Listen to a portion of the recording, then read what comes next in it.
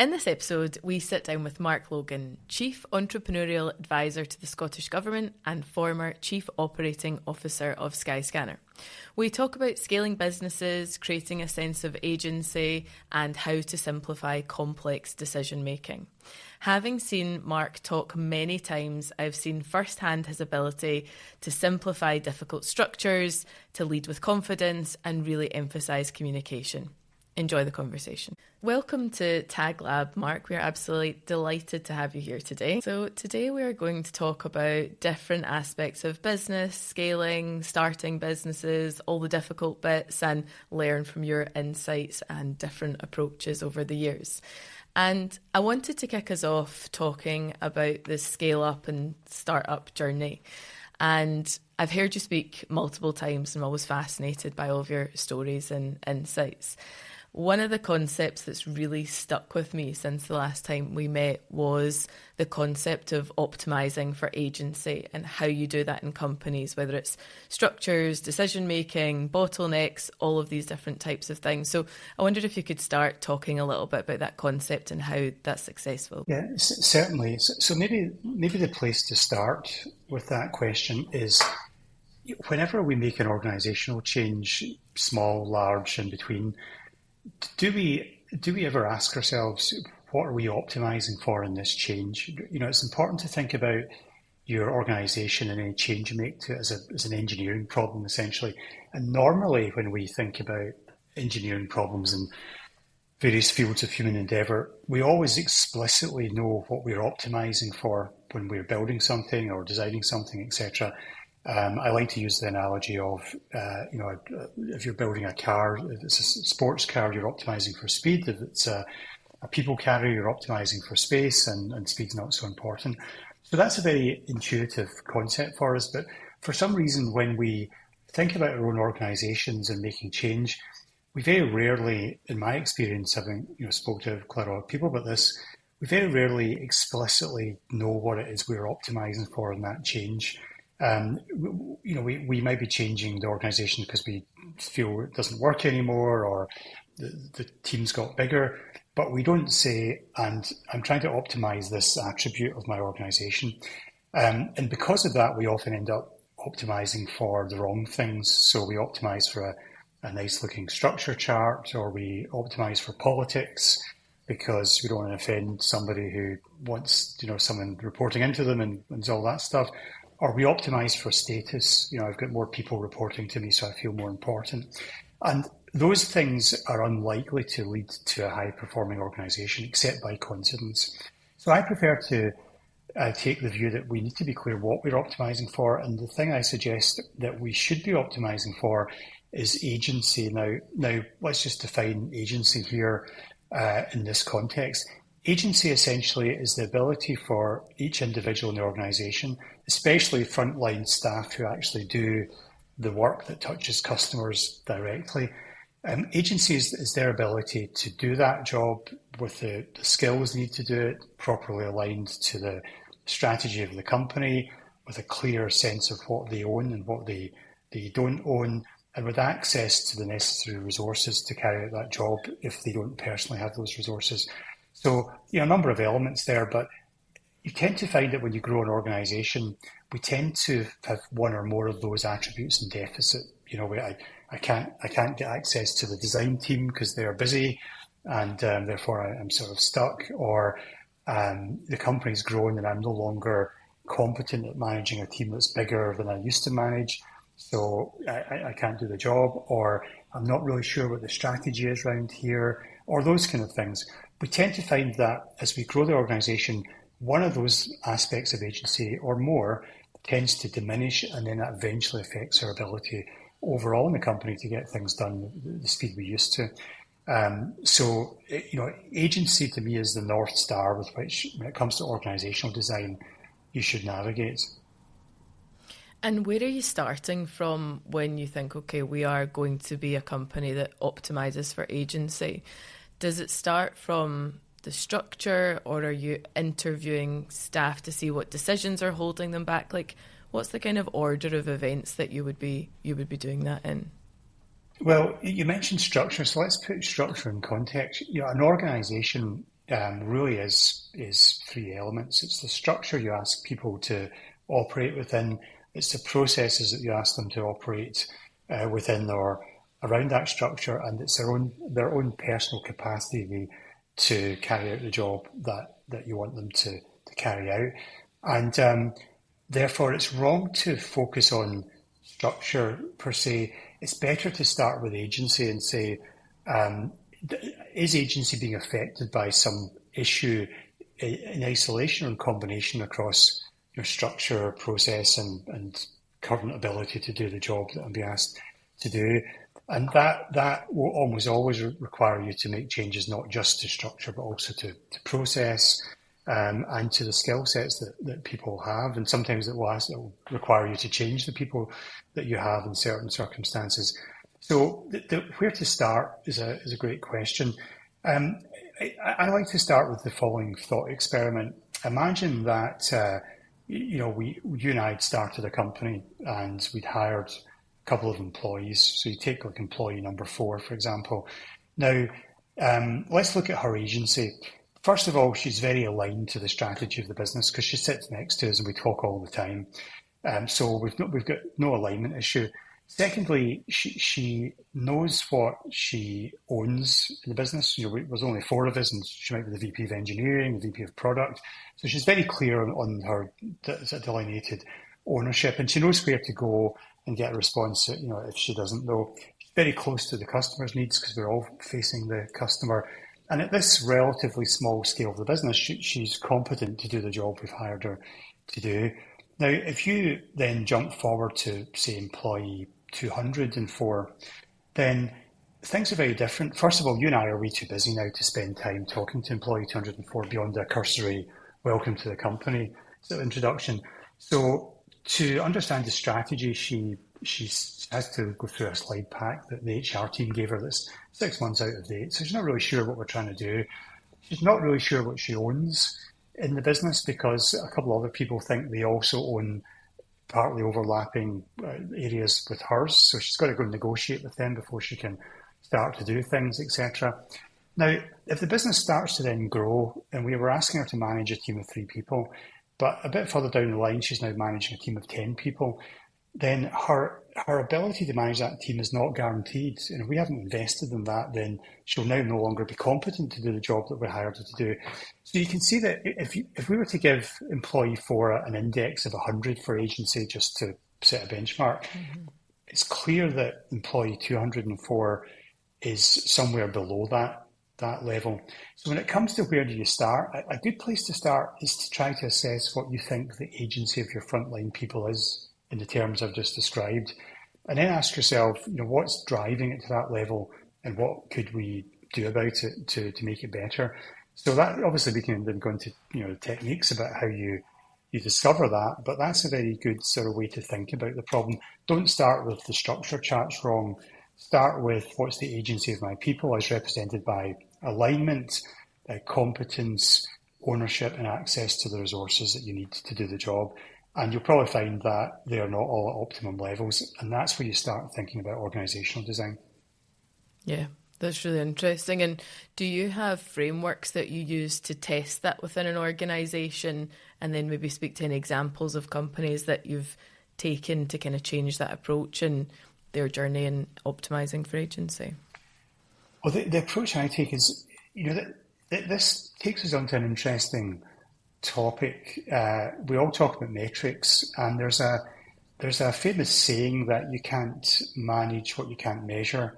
And I don't like that term. I don't agree with that statement because there's a lot of things you can't measure, but you'd still like to have some insight into them without putting a number on them. So let's take a concrete example in the context of this discussion. One of the most valuable quantities in a business is the frustration level of the business. Now, what I mean by that is that when an organisation starts to hit problems, you start to find you can do less than you used to do, or something like that, or you've hired a bunch more people but you're not getting more done, very, very common sort of pathologies, then what you tend to find is that your frontline people, and especially your best people, become frustrated before that shows up in your numbers. So somebody who used to be very enthusiastic now seems a bit cynical, or something like that. Or people start telling you that that gifted employee needs to be fired because they're just too awkward nowadays. They just seem angry. Now, these are indicators that frustration levels are rising in your business. And frustration levels amongst your best people rising is usually an indicator that agency is falling. Something's changing in the business. Usually you're hiring more people and the structures aren't working anymore for that scale, or the processes don't work at that scale, or you haven't invested in the competence of your managers at different levels of scale. Very common issue. So people are getting frustrated because they can't release software as fast as used to. They can't support customers as well as they used to, etc., etc. So that then begs the question: well, how do you measure frustration? And as I said earlier, essentially you can't measure it in quantitative terms, or you can't point a gadget in the room of staff and get a readout. So this is why taking a qualitative approach to certain metrics is really valuable, which is, I don't know what the current level is, but I can tell you if it's changed. I can feel if it's gone up or gone down. A very good way to monitor frustration in those pragmatic terms is regularly talk to the people at the front of your business who are facing the customers in all the different ways that people do that. So I like to call them the frontline employees. Talk to them regularly, establish a sort of culture in the company that the CEO, the founder, or someone in a similar senior role regularly sits down and just asks you what should I be worried about, or what frustrates you, or how do you feel things are going? What would make you feel more able to perform at a high level? All these kind of questions, open questions about how it feels to operate in this society of the company that we created. Now, you can't do that when things have gone wrong, because people are on guard. Perhaps you've met with me to fire me is a common kind of concern. So you have to normalize asking regularly when times are okay. And then your job as a manager is to detect a change in how people communicate with you. And it's not that you are taking everything people say at face value, because people have their own agendas, or they don't have an overview of the business, or they're inexperienced. What you're looking for is a change in the signal. So, for example, if you talk to me every 2-3 weeks, just a casual chat about the business, and we have some humour and we joke, etc., it's quite relaxed. But then you find I've become more polite with you, then that's an indicator that I'm angry at you and I'm self-editing, because I don't want to say the wrong thing to the boss. So these little clues, or I start to say things like, the folks in floor 2 are just idiots. They just don't understand this business. That's a common response from humans. We tend to anthropomorphize blame it on people rather than the system. So you're looking for changes in the signal, and that tells you that frustration is rising, which means you're probably hitting a point, of what I call an inflection point in the development of the business, that you're going to see productivity start to slide. Now, then you've got to diagnose, why that's happening, which we can perhaps come on to. But that basic framework was how I navigated my ship. Initially, when I didn't have the model, I did that implicitly, based on an instinct that you've got to empower the frontline people in your business. But later I started to sort of build that sort of model of it in my own mind, so that I could more easily apply that. Yeah, that's really helpful. And I went through an exercise myself maybe a year ago of taking just a cross-section of 10 people in the company and saying, what do you like about working here? What do you not like about working here? What would you change tomorrow if you were me? Because I felt probably like that. There was people being hired and I just didn't know them in the same way. And it was just amazing, the insight that I got. But like you say, you need to do it I'm probably doing it every 6 months, and then you get the good times, the bad times, but you're getting a really good cross-section of opinion. And like you say, there's sometimes just a feeling, like the energy is good or it's not so good, and it's trying to dig into that, but not always putting a specific number on it. So yeah, I think that's really helpful in terms of recognising the communication style of your, your really influential people as well, because it's, whenever one influential person starts to behave a certain way, then I think that just starts to flow through the organisation. So being attuned to that. So expanding on that a little bit, I heard you speak about when you kind of get stuck in a scale-up phase. So you're going and you're maybe having really good growth years, and then you're kind of, like you say, you've maybe hired a bunch of people, but you don't feel like you're getting more productive. Where do you start to look to unpick maybe the processes side of things, and where are those processes holding us up, or they're not fit for purpose, and then eventually breaking through? Have you got any examples of times you've done that? Yeah, certainly. And just one last comment on our last discussion there, Laura. I would say you want to be speaking to people in the business every week in that model. Not the same people, obviously, but you want to make that a continuous process across the business, because it has, it's necessary to get that sampling rate that allows you to monitor the signal, but also it has a pretty profound impact on the culture of the business that people know you want to know. It will make your middle managers uncomfortable. Why are you talking to my team instead of me? Obviously talk to them as well. So you'll get some resistance to it. But, the worst thing that a senior person can do as this company scales is become isolated from the reality of the front line. So, subordinate everything to that. But to your question, how do you get unstuck?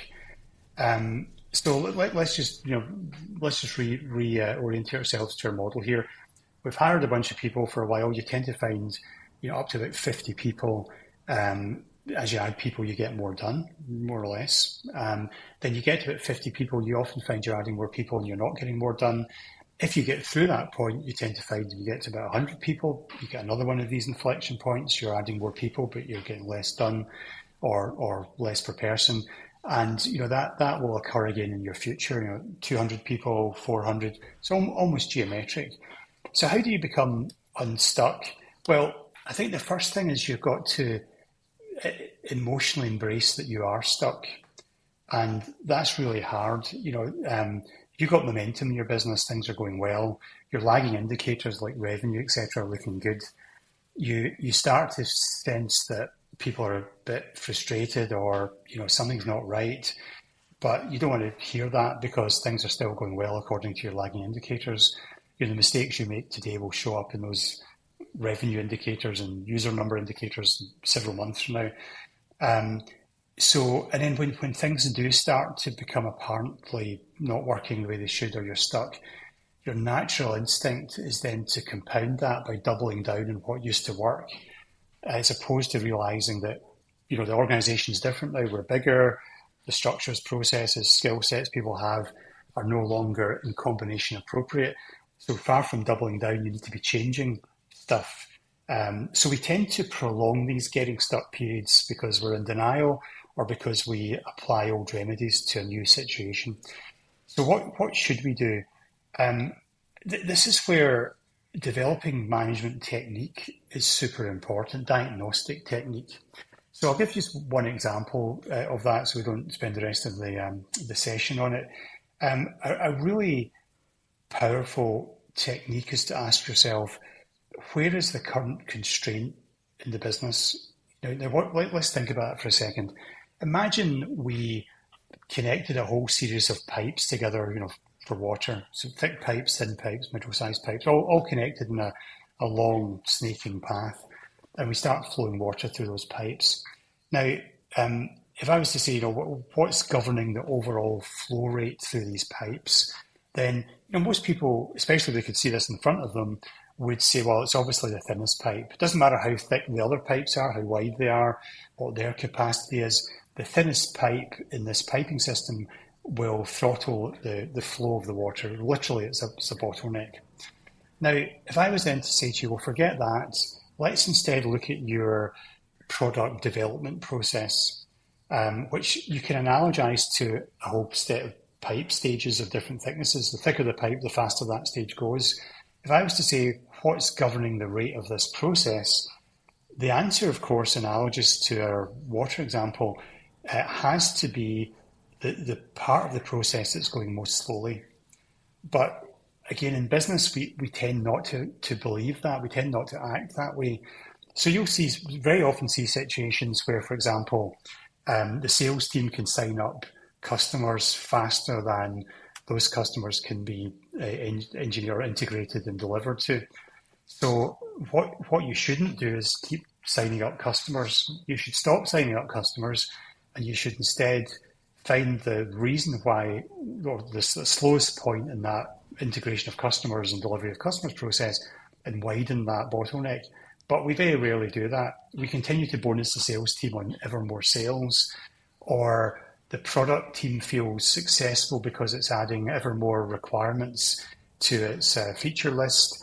The fact that literally 2% of them can be implemented a year doesn't stop the product people feeling successful, and so on. So, the lesson here is that at any point in time, if you think about the golden processes that run your business, for example, attracting customers / users, delivering the service to those users, and then finally making the improvements in the first two, for example, improving the software or things like that.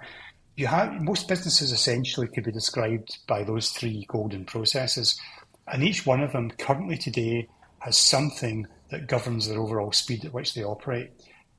If you don't know what that is, then you can't unblock these blockages. So the first thing that I always do when I see a blockage in a business is say, what are your golden processes? Let's sketch them out, or let's use Post-its and stick them on a wall somewhere. And what stage in those processes is currently the slowest, and why do we think that?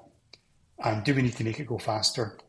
Now, that then raises the question of how do we make it go faster, etc. Depends on the business, but that's a great starting point to unblocking something. So, I mean, I've seen like zillions of examples of this. A bug fixing process that suddenly slowed down dramatically. Why was that? Well, nobody triaged the bugs for 2 weeks after they were raised because they were busy building that new software we asked them to build, or a software release process that took 6 weeks to release the code because it worked well with 3 developers but not with 10. You've got to have that. Where are the flows? Where is the single bottleneck governing the speed of each of those flows? What can we do to elevate it to a faster speed? Where does that then put the new bottleneck? Repeat until you're going fast enough. That's a great starting point. It's not the only story, but it's an indication of a simple technique that anyone can use that brings a lot of systematic insight into why things slow down. There's other similar techniques we can use, but that's a good illustration. One of the most helpful I've found in my career. Yeah, that is very helpful, and absolutely. I think also then looking, well, where can we further optimise for agency in those processes? So do we have layers of sign off within something, or can it be automated and remove that job for somebody? So yeah, I think spending more time on refining those golden processes. So moving on a bit more to your journey and the growth evolution at Skyscanner and ultimate significant exit within the Scottish technology space. I'm interested in how your leadership and communication evolved over that time. Like we touched on earlier, you're trying to speak to as many people as you can all of the time, but often your direct reports get smaller. Your communication goes from not just us in this room to us across Slack or email or all of these different broadcast channels. So maybe you could talk a little bit to how that evolved over your time at Skyscanner. Certainly. So I had, obviously Skyscanner not being my first experience of scaling companies, I'd arrived with a very strong sense that there's almost never too much communication. I mean, when people start to complain, as they will, that you're communicating too often, then that's when you're communicating just about enough. So, people immediately forget what you tell them is important. You have to incessantly repeat key messages, as in as many formats and by as many channels as you possibly can. So that's something that I think a lot of executives in a scaling business underappreciate. More than half of your job is communicating what the company has decided is important. So I sort of arrived with that understanding, and that was fine. But I think what I also learned during the journey was, although intellectually I understood this, I emotionally understood it, which is that I subsequently emotionally understood it, and that's that communication is bi-directional. You've got to be hearing as much from the business as you are putting out to the business, and that requires you to do those, quite exhausting things like spend a lot of time, apart from your day job, listening to people in forums where they're willing to tell you what they think, which is, not the town hall meeting with 110 people in the room. I think a lot of executives make the mistake that, people want to come and hear what they've got to say, but really, if you had to choose, you want to hear what they've got to say in those forums. So you've got to think about how do you make communication bi-directional, because that will inform your where you think the strategy should go, and when that's disconnected, management generates a lot of strategies, and even if it communicates them well, they just generate cynicism because they're starting to drift from the reality that people are experiencing. So I think my evolution was, I arrived with a good grounding in the need to incessantly communicate, but I left with a well-developed sense that I needed to be in receive mode as much as I was in transmit mode, and also you've got to make communication interesting. If I could give executives one piece of advice, you are not important. Nothing should happen in the company for your convenience. You should abandon any sense of status that you think your job gives you. You are there to enable the people on your team to be much more effective than if you weren't there. And, therefore, be careful you're not doing things like creating a lot of bureaucracy so you can get really nice reports every 24 hours on the state of the business, for example, and regardless of the expense and the distraction to the team. You need to know the reality on the ground as best you possibly can, and then you need to efficiently set priorities that allow people to know which way they should be pointing, and then you've got to engineer an environment where they can be maximally effective. So, for example, if you take your engineering team's time and chop it up into lots of meetings because your managers feel good about getting regular reports, then you've just killed productivity. You've got to really think about this. So a great way to think about it is, if I was in the front line of this business, wherever that may be, maybe I'm going to empathise with marketing this week or customer support next week. What's the reality for those people, and how do I make that 10 times more effective? And that requires your communication style to be much more bi-directional. So that's kind of how my comms philosophy evolved, I guess, as I saw the company grow. And that is really interesting, and I think we try and create as many channels for that as possible. But as you say, maybe this is worth understanding for me.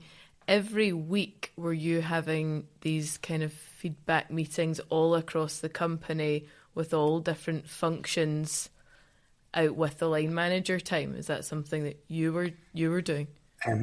Every week, even when the company was at about 1,000 employees, I was having such meetings, but not across the entire company every week. So the reality is that in these kind of senior roles, as I'm sure you're well aware, Laura, your time's at a premium.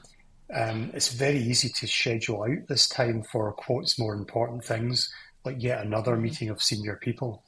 But you've got to just protect one or 2 hours a week to meet with people. So how I scaled that was, when the company was like 100 people, it was quite easy to meet with individuals, and that was fine.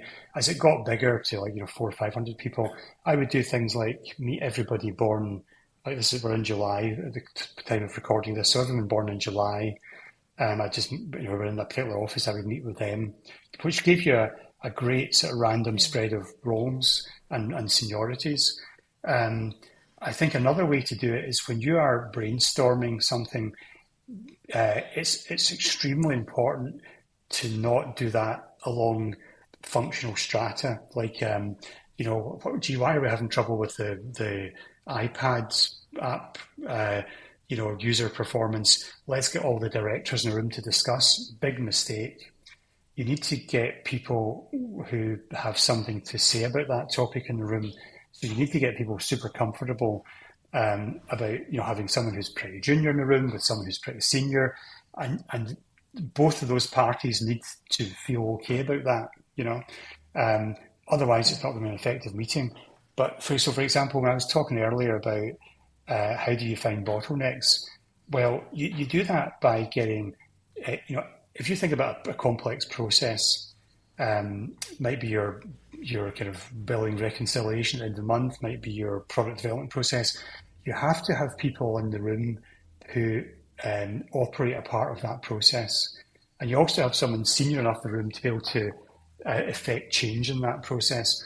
But what you shouldn't do, and what we often do, is have a senior leadership offsite to discuss that stuff.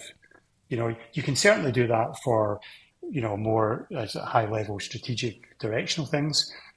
But I always err on the side of having a mixed group of people with different experiences, because they're the people together understand the problem. So, two things there. One is meet with people and ask them what they think of the business. But secondly, don't waste an opportunity to mix it up when you are having your normal sort of executive deep dives into how things work or don't work. Yeah, and I think that diversity of thought in terms of problem solving, you're always just blown away by the insight that people have who are much closer to the problem when you think because you've built the business over the years, but actually you really kind of lose sight of that. I completely agree on that side. I wonder, how did you deal with, if you would have these meetings all across the company with different functions? I would sometimes get feedback like something's brought up in those meetings, but you can't necessarily do something about it. But someone feels it's been raised maybe to leadership and something should be done about it. Would you communicate that back openly or individual level? I think sometimes you don't want to override a manager's decision, and sometimes I worry that creates a different level that then something should be done because it's gone up to leadership. So that's something I think I've struggled with. I'd be interested to get your perspective. Well, I think it's always important to set the ground rules for the communication at the start. So if I've given you the impression I'm going to close the loop with you on this point, I need to close the loop. So if you've said, there's, what would be an example? There's just a lack of focus on ensuring that our marketing content is sufficiently well presented in terms of professional standards. I'm going to have to close the loop on that. And that might require me to go to the manager in between and say, I'm hearing this. I don't know if it's right, but I think you need to reassure me that it's not an issue. I think you need to close the loop with the person I've spoken to. Although that might make someone uncomfortable, you've got to close that loop. There may be other situations where, and I've certainly done this, where someone gives me feedback and say, look, I don't know if what you're saying is correct. Like everybody hates the design team. They just don't work well with others. I'd have some flags raised there in my own mind as to, is this just somebody who doesn't like somebody in the design team, etc. So I would say, that's something that I'm going to note, but I'm not necessarily going to take it face value with, I hope you're not offended by that. If I felt that there was a pattern there, I might do otherwise. So you just got to set the ground rules to your communications. And it's important that you don't take seriously everything you hear in those kind of communications. I mean, I'll give you a good example. When I was at the other side of this fence, as it were, I remember when I was a 22-year-old software engineer, and I was working on a really big C program that was just a mess. I was one of my early roles in a business. I was one of the bug fixing team on this software. In those days, we had a bad model where people didn't fix their own bugs. You gave it to the juniors to fix, which creates bad habits. But anyway, I and my other sort of young bug fixing colleagues knew that this product was never going to ship because we lived in the code every day. Now, every quarter, the most senior managers in the very large company I was in would come to our senior managers on our site and discuss why is this still behind schedule and when's it going to get addressed. And they never asked us ever what we thought, which was a shame because I could have told them, well, it's just never going to scale. It's just the company had bought this software from another company, had taken on the maintenance of it, and they shouldn't have, and it was just like a mess. Now, at the same time, I couldn't have told that a senior executive how to fix the situation organisationally because I didn't understand the organisation. I didn't know who did what. I just didn't have the visibility, especially in those days where there were no intranets, etc. So, what's my point there? My point is I had a valuable insight, and at the same time, I couldn't have told that senior manager how to correct that issue. So but I probably had a good try from my myopic position. So it's important to, context stuff, and it's important to be honest with people that you're going to context what they say, and sometimes you're going to act on it, and sometimes you're going to take it as a kind of background, signal that you're going to pay attention to along with other signals. And I think people will respect that. They might, not always appreciate it, but they'll appreciate you being honest with them. Yeah. And did you find, so you get the feedback and then maybe when you bring that back to the line manager level, I think I've struggled with the balance between optimise for agency, hear something, bring it back, and then that can feel like micromanaging or not optimising for agency, and those two are kind of fighting against each other. Is it just framing that conversation, making sure everybody's aware?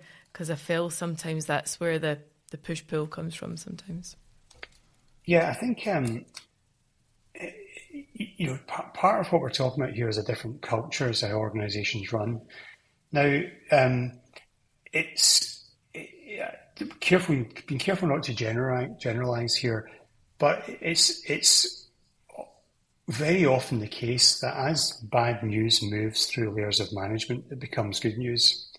And we've seen that in history, because the closer you get to senior people, the more pressure is to give good news, and it's very difficult for the most senior people in the company to prevent that from happening. So you've got to ask yourself, how isolated do I want to be from the reality, the dirty, muddy, imprecise, myopic reality? How insulated do I want to be? And I think the answer is you want to trust the management line to do its job. That's about pushing responsibility out. But you also want, because the company's future depends on it, and so does your job depend on it, you want to verify that from a number of angles. You don't want to find out that, the sales team was saying for ages that people just don't want to buy this stuff anymore. But you didn't get that message because in the rolled up annual report, the lagging indicators hadn't revealed that yet. And no one had told you because, well, they wanted to make sure they got their bonus for that quarter, or they were just afraid to tell you because they're a bit intimidated by you, or something like that. So I think I always remember the famous words of Ronald Reagan when he was going through nuclear arms reduction talks between America and the Soviet Union. And, there was a question from a reporter about, you say you trust Mr. Gorbachev, but you're insisting on inspections. So, is it trust or is it not? And his answer was trust but verify. And I think there's that in the complexity of life, I think that's a useful way to look at it. And if that's your culture, then people will learn to live with that culture, or they'll leave your business. But they have to accept that's your culture. That was my thinking. Now, management is not easy, and as you've correctly identified by your comments, Laura, this is not an easy thing to do, right? And you've got to be careful. On one hand, you don't switch off from the front line of the business. On the other hand, you don't, upset all your very hardworking, talented sort of senior managers. So you've got to explain yourself everywhere you go. And you've got to be intelligent about how you do that. So I'm not saying it's easy, but what I am saying is as you scale a business, the worst thing that can happen to a senior leader is to become isolated from the reality. Because then you beg the question, why are you in the business? Because you've got a lot of agency to change things. But if you're afraid to use that agency because you're ignorant of the business's current status, or it's only one dimensional coming through the functional hierarchy, that's problematic. Yeah, that's very helpful. So moving on to the scale-up ecosystem in Scotland, you are Chief Entrepreneurial Advisor to the Scottish Government. How are you seeing Scottish scale-ups grow, evolve? What's your read on the ecosystem, and what more could we be doing to support business? So, it's commonly said that Scotland doesn't have enough scale-ups, and I think that's true. The more important question is, how do we get more? And the way I think about that is that we need to think about the Scottish tech ecosystem, that environment of companies of different sizes, of sort of resources to help them, spaces for companies to go, funding, etc. That's a set of components. We need to think about it as a system. So it has an input, which is talent, and it's an output, which is scaling companies. And we've got some levers we can pull. And those levers are, firstly, ensuring that we've got the sufficient level of talent going into the ecosystem, and that talent is properly equipped at different levels of scale. So, for example, how do we educate our startup founders to know how to scale a company would be one example of that. Second lever we have is infrastructure, which I would divide into physical infrastructure and social infrastructure. So places to start and grow companies, places to manufacture deep tech products, for example, but also social infrastructure. So that, network of founders and others who can support each other, learn from each other, hire from each other, etc. That's super important. So that's about stimulating great conferences in Scotland, attracting experienced people to Scotland, and so on. And finally, there's the funding lever. And I think that we sometimes make the mistake of saying, well, the problem is there's not enough funding in Scotland, therefore, if there was, we'd do more. And that is partly true, but consider if someone arrived with £1 billion today and said, okay, we wanted to invest it, we'd struggle to get that money away in Scotland today. So it's better to start, I would say, at ensuring our founders have the skills they need and have the talent around them, and that they've got places to start those companies and grow them and demonstrate their capability, which will then attract a lot more investment and will attract it to places that can be consumed efficiently and effectively. So what we're trying to do, and I say we, it's like a lot of stakeholders across public and private institutions, is create the great infrastructure, create a great educational environment for our founders. And what will happen is we'll end up with more early stage companies, and more of them will get to scale, and more of those scale companies will get to higher scale. So it's like a funnel. It shrinks, lots of really small companies, and then the funnel shrinks as you go towards unicorns and beyond, if you like. Not every company should try and become a unicorn, absolutely not. But every company in Scotland should be able to get to its natural level of scale, where it would have gotten to in a larger ecosystem. And our job is to ensure by the right application of interventions across those three areas I mentioned, education, infrastructure and funding, that the funnel doesn't narrow too quickly. So that's why we have initiatives like, for example, TechScaler, which is sites all around Scotland to incubate startups, but crucially, it combines that with intensive founder education, with 100 entrepreneurs in residence or mentors, etc. It's to address those priorities. And if we get that right, funding will come, and is my conviction. Yeah. And I think the other part to that is the networks that you have access to when you build these kind of founder groups. So having been in Scale Up Scotland and kind of, as you say, going through that funnel, the first one, the second one, there's now a pre-scaler, just to kind of widen that funnel. For us, I think going through that, the network that we then built around us, because I think the founder challenges that are quite unique, like it's a very unique set of circumstances, and to have a group of 30 or 50 people who are all in it together, whether it's funding challenges, issues in teams, or whatever it is, I've seen every different variation of those problems, and people share quite quickly because it's quite a unique group, and I think it builds trust in a really short space of time with a group of people that you would never have maybe placed yourself with. So that was the unseen bit for me. I think I went into it with maybe building skill set and building, hearing from great speakers and all of those things. And probably the strongest thing has been the peer network that's come out of it. Yeah, I think you've illustrated really powerfully the importance of those social networks.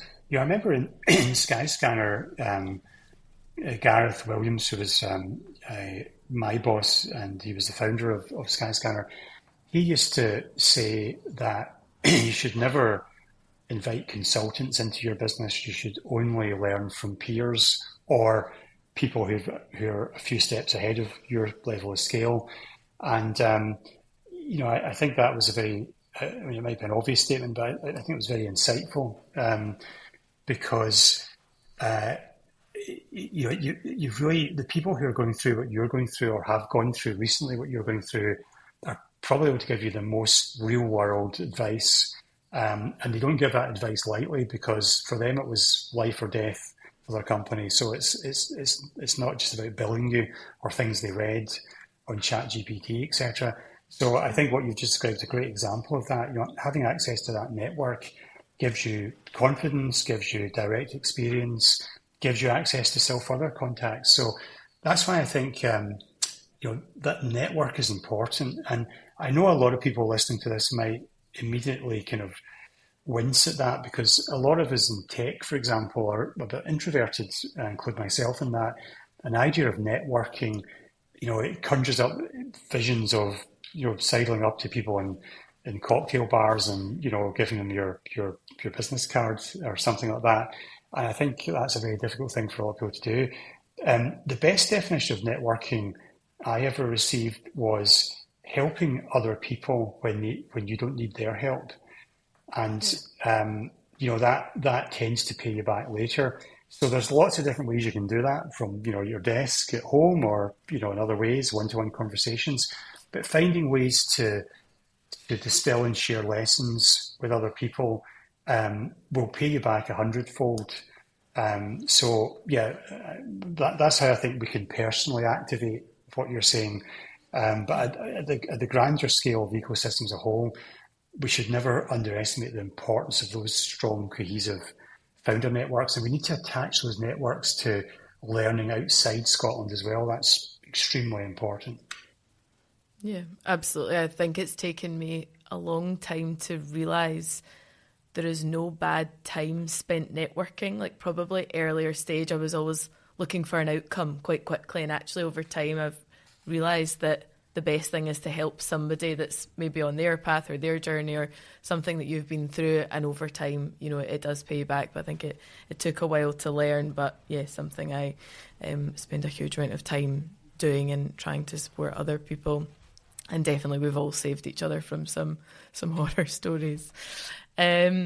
So moving on, you also are working on Pathways, which is a new approach for women in entrepreneurship and trying to improve gender balance in startups and scale-ups and probably business in general. And it's something I'm really close to as a female founder. I'm interested probably in how what you're seeing is working there, and where do you think more focus has to go?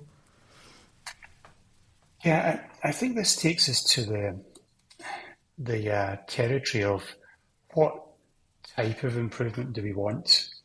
And we talked earlier about optimizing processes, etc. I'm a great believer in the idea that dramatic improvement is often possible without dramatic action.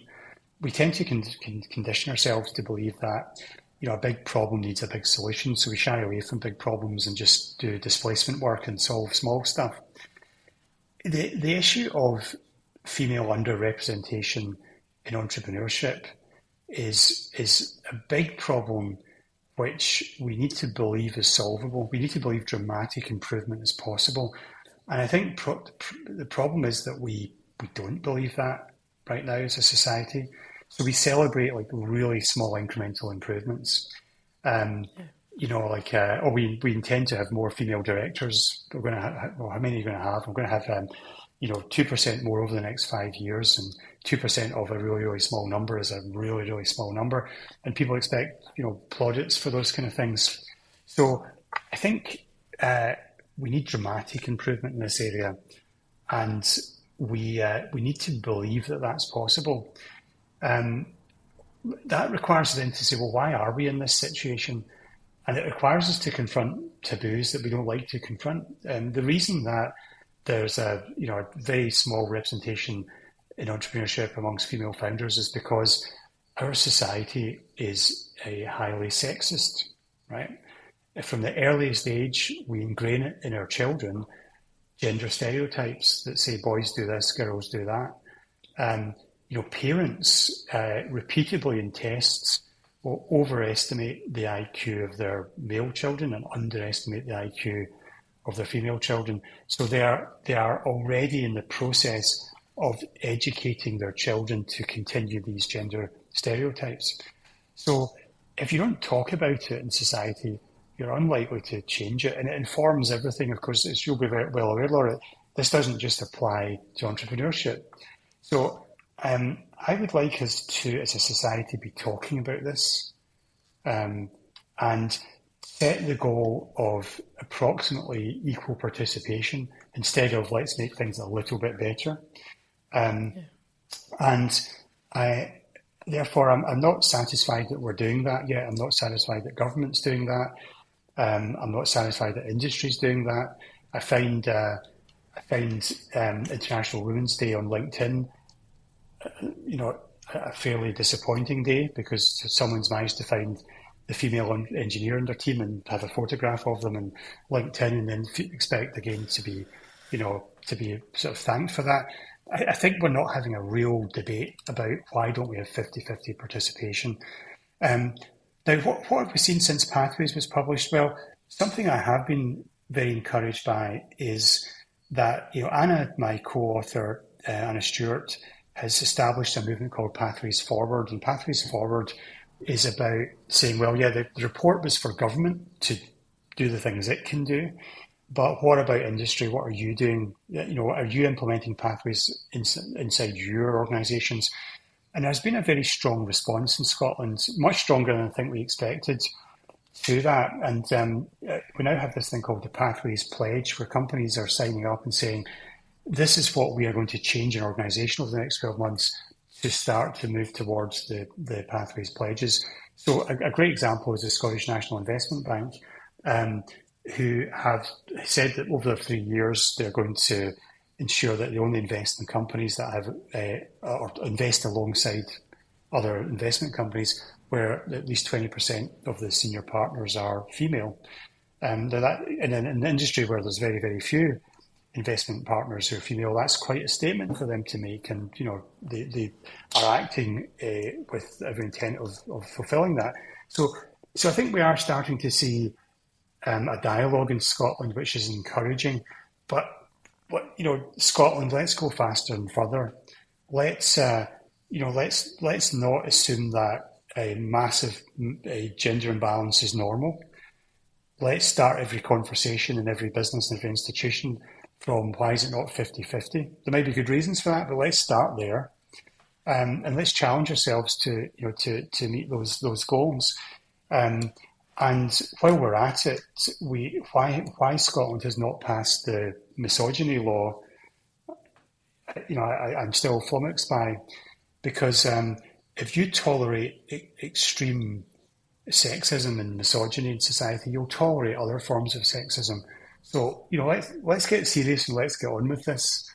Would be my view. So we're making some progress, but I fear incremental progress masquerading as big progress. So let's have that conversation.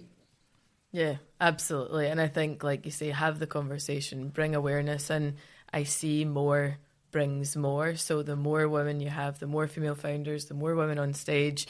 I really do believe in the power of that role modelling and how you see other women who are a bit ahead of you, but just a few steps, and puts you in that position. And I know from just my immediate circle how much influence we can all have on each other. But yeah, it needs to 10x it as opposed to these percentages.